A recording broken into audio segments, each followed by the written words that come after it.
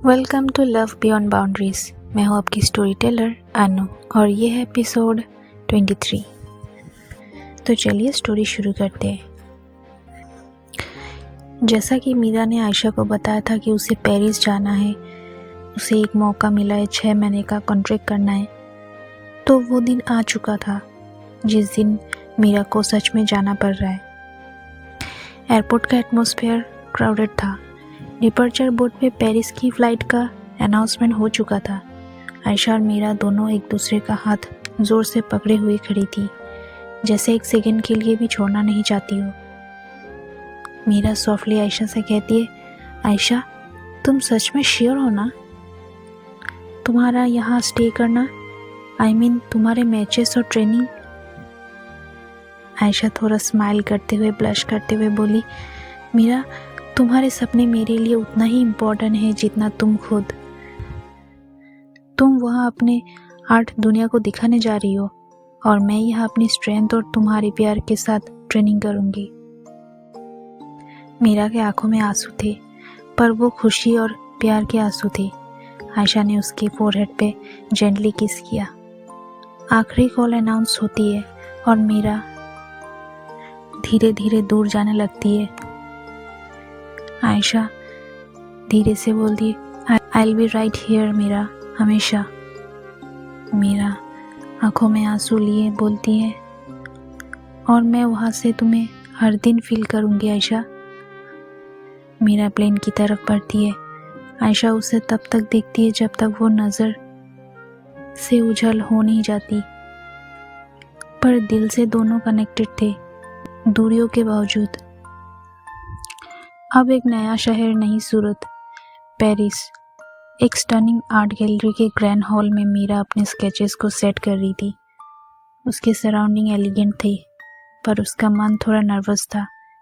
एक नए देश में नए लोगों के बीच अपनी पहचान बनाना यह आसान नहीं था।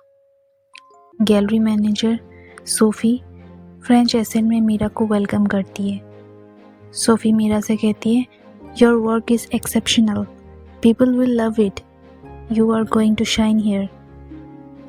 मीरा नर्वसली स्माइल करती है और कहती है, thank you, I just hope my art speaks the emotions I want to convey. पर अंदर ही अंदर मीरा बस एक चेहरा देखना चाहती थी, आयशा का। उसने फ़ोन निकाला और आयशा को एक फ़ोटो भेज दी, अपने मोस्ट स्पेशल आर्टवर्क की, जो आयशा के फाइट मोमेंट को कैप्चर कर रहा था। मीरा मैसेज में लिखती है, तुम्हारे बिना ये सिटी अधूरा लगता है, बट आई नो तुम्हारे प्यार का स्ट्रेंथ यहाँ तक भी है। आयशा का रिप्लाई तुरंत आता है, तुम्हारी जीत मेरी जीत है मीरा, तुम्हारा आर्ट दुनिया को इंस्पायर करेगा, I believe in you. Meera के चेहरे पे एक पीसफुल स्माइल थी। अब वो रेडी थी अपनी बेस्ट देने के लिए। और उधर इंडिया में आयशा अपने जिम में हार्ड ट्रेनिंग कर रही थी। कोच उसकी एवरी मोमेंट पर नज़र रखे हुए थे, हर पंच, हर डिफेंस मूव। आयशा अब और फोकस थी, पर मीरा की यादें उसके हर थॉट में थी। कोच आयशा से कहता है, आयशा तुम्हारे अंदर वो स्पार्क वापस आ गया है, तुम्हारी dedication is at its peak. Ayesha confidently कहती है, सर इस बार सिर्फ जीत मेरी गोल नहीं है, मैं अपने इमोशंस को अपनी स्ट्रेंथ बना रही हूँ। Coach proudly nodded. आयशा का विजन क्लियर था। हर ट्रेनिंग के बाद वो बस एक चीज़ करती थी, मीरा से बात करना। पेरिस और इंडिया के टाइम डिफरेंस के बावजूद आयशा और मीरा ने अपनी लेट नाइट कॉल्स का एक रूटीन बना लिया था। कभी वीडियो कॉल्स, कभी वॉइस नोट्स, दोनों एक दूसरे को हर मोमेंट फील करते थे। मीरा आयशा से फ़ोन में कहती है, आयशा तुम्हारे बिना ये सिटी काफ़ी साइलेंट लगती है। आयशा सॉफ्टली कहती है, और तुम्हारे बिना यहाँ की रातें, पर तुम्हारी आवाज़ सुन के लगता है जैसे तुम मेरे पास हो। दोनों ने ही फ़ोन पे थोड़ा मुस्कुराया। डिस्टेंस सिर्फ एक नंबर था, प्यार का कनेक्शन उन्हें हर पल पास ला रहा था। एक दिन आयशा जिम से वापस आई। जैसे ही उसने फ़ोन अनलॉक किया, एक अननोन नंबर से मैसेज आया। उसमें लिखा था, पास्ट कभी दूर नहीं जाता आयशा, तुम जितना भाग लो मैं वापस आ ही जाऊँगा। आयशा का दिल ज़ोर से धड़कने लगा। उसके हाथ ठंडे हो गए। ये मैसेज किसने भेजा? क्या वो सच में वापस आ गया है? उसने मीरा को कॉल लगाने की सोची, पर फिर रुक गई। आयशा नहीं चाहती थी कि मीरा को पेरिस में टेंशन हो, पर उसके दिल में एक ही सवाल गूंज रहे थे, क्या मेरा पास दोबारा वापस आ रहा है?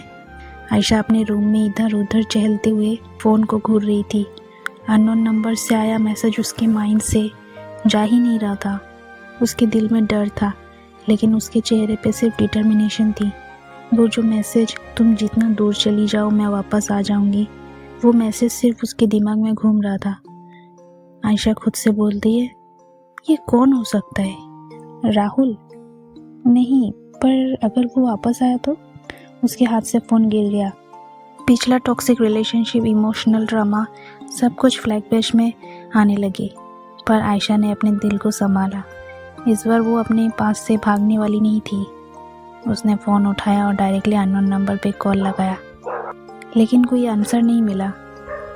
लेकिन आयशा ने डिसाइड कर लिया था, जो भी हो मैं अब उसे फेस करूँगी। पेरिस की खुशनुमा हवा, आईफिल टावर की स्पार्कलिंग लाइट्स और गैलरी के ग्लैमरस एनवायरनमेंट में मीरा अपने आर्ट शो के प्रिपरेशन में बिजी लगी। लोग उसके स्केचेस की तारीफ कर रहे थे, पर उसके दिल में सिर्फ आयशा थी। सोफ़ी, गैलरी मैनेजर, एक्साइटेडली आई। सोफ़ी कहने लगी, मीरा, तुम्हारा एक फ़ैन तुमसे मिलना चाहता है। मीरा, तुम्हारा एक फ़ैन तुमसे मिलना चाहते हैं।